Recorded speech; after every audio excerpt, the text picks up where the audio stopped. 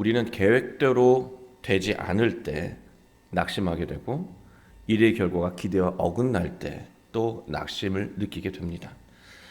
신앙생활 속에서도 낙심하게 되는 순간이 있습니다. 오랫동안 기도해온 기도 제목을 하나님이 들어주지 않으실 때 우리는 낙심하게 됩니다.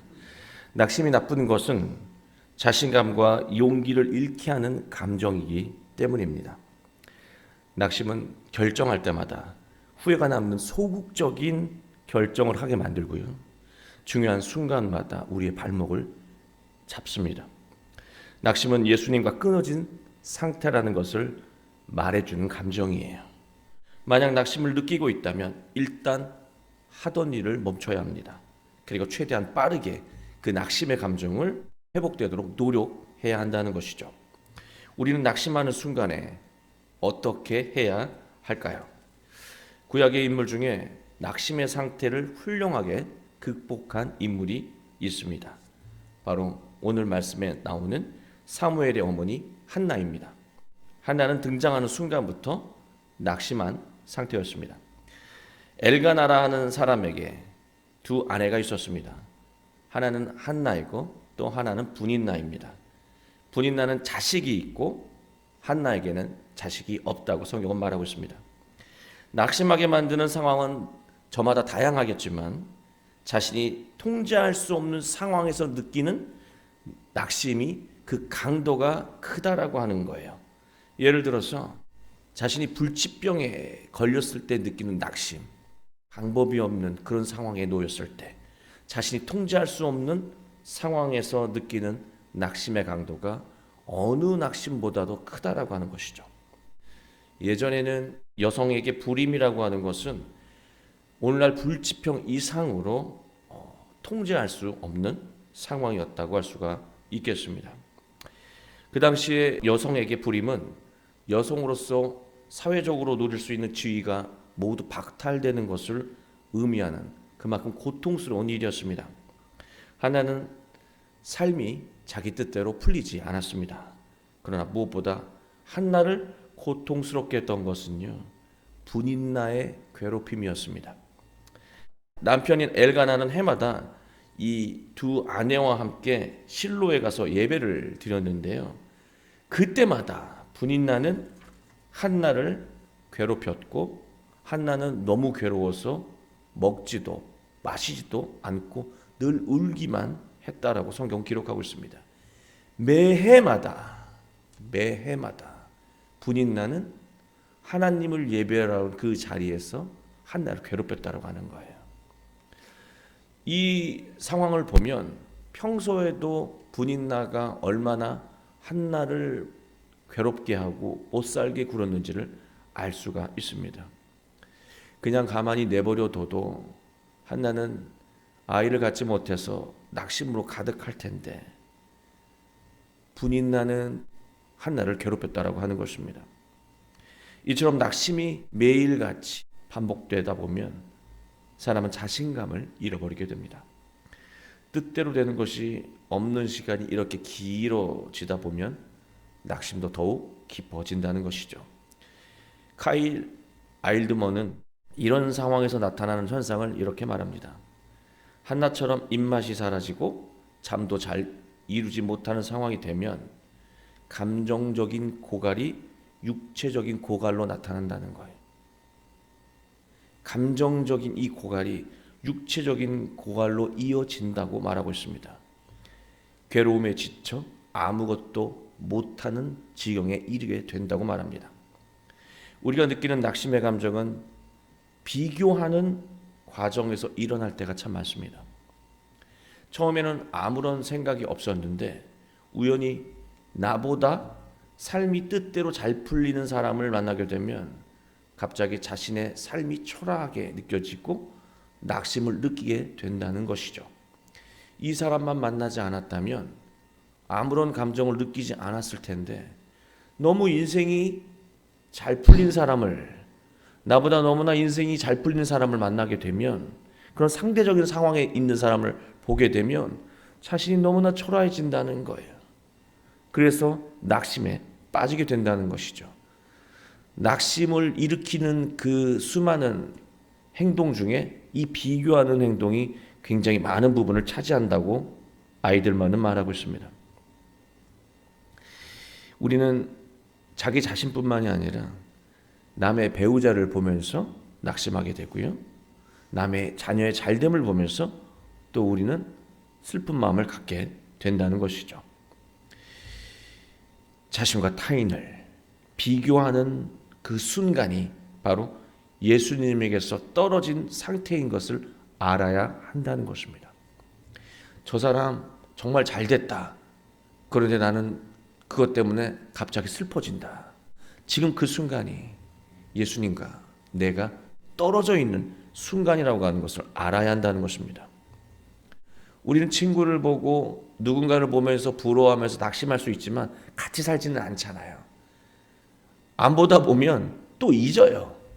그런데요, 한나는 자신을 낙심스럽게 만드는 그 사람과 함께 동거했다라고 하는 거예요.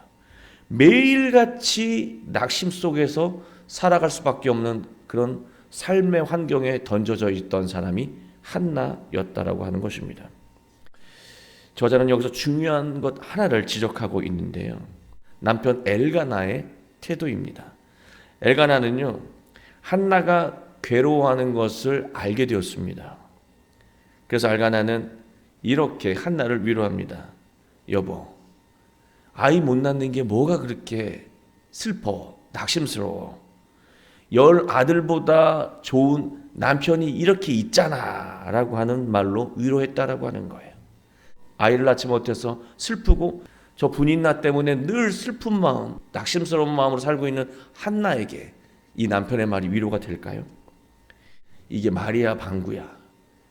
이거는 위로가 아니에요. 이것은 한나의 낙심과 슬픔을 공감하는 마음이 아니고요.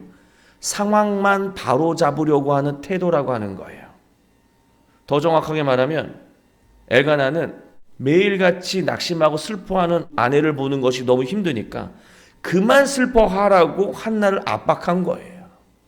이러한 남편의 태도가 한나를 더 외롭게 만들고 낙심을 가중시켰을 거라는 말입니다.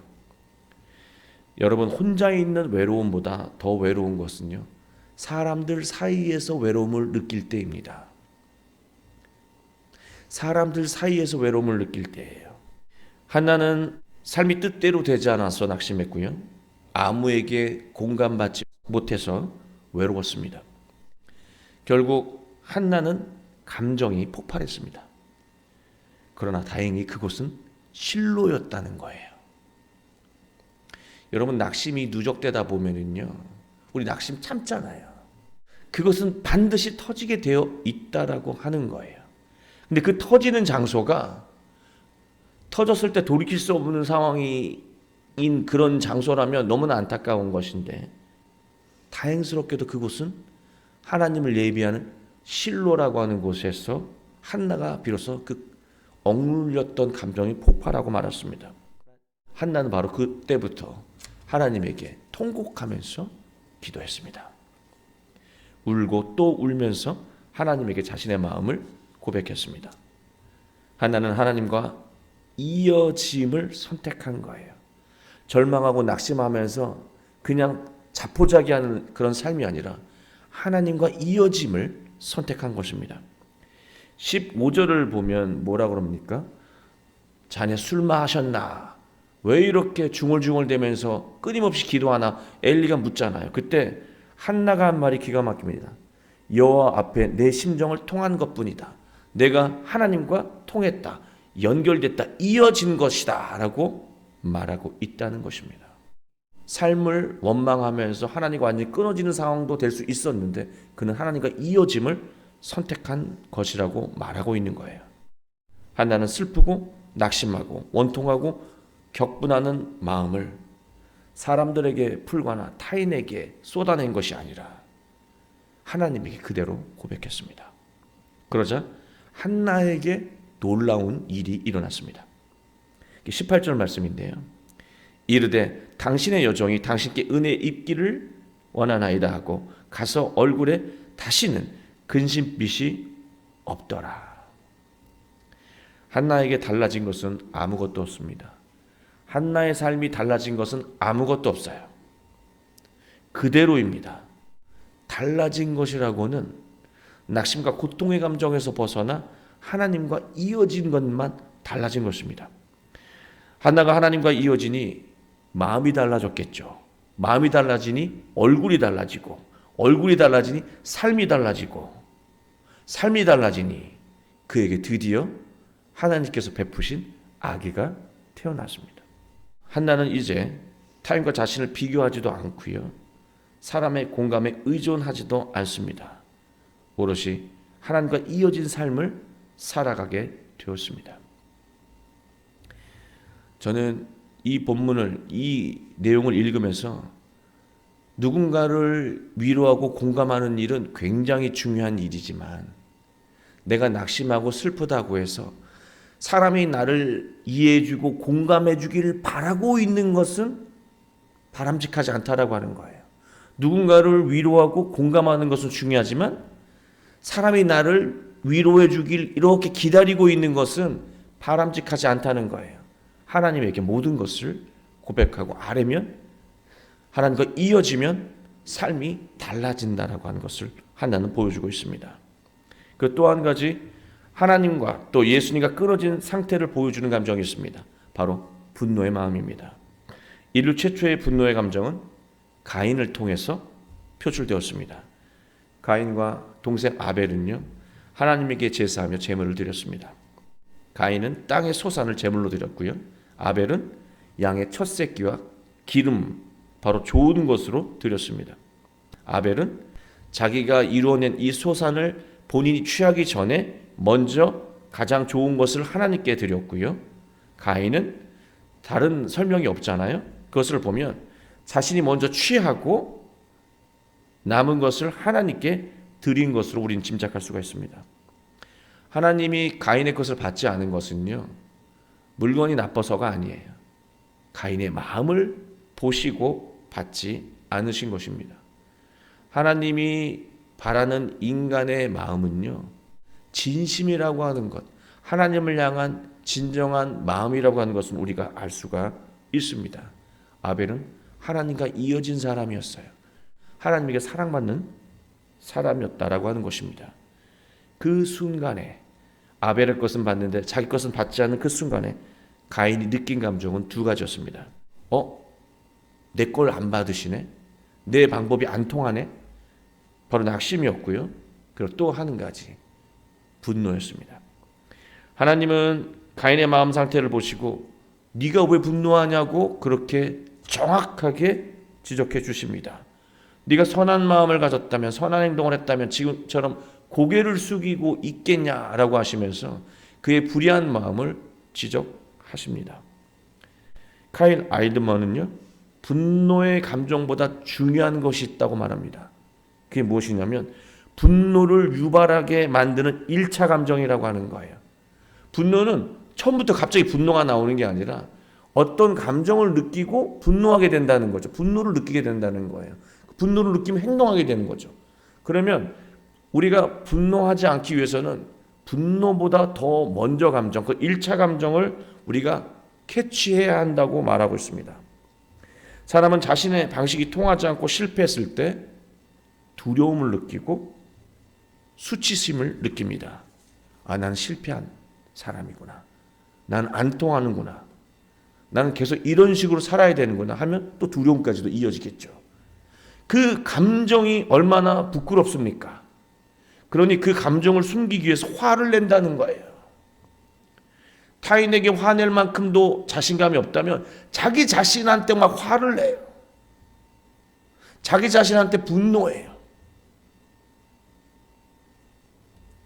이러한 감정을 숨기기 위한 그런 어떤 감정이 분노이고, 분노는 반드시 표출된다라고 하는 것입니다. 분노는 자신의 약함을 숨기고 싶은 내면의 방어 기제라고 하는 것이죠.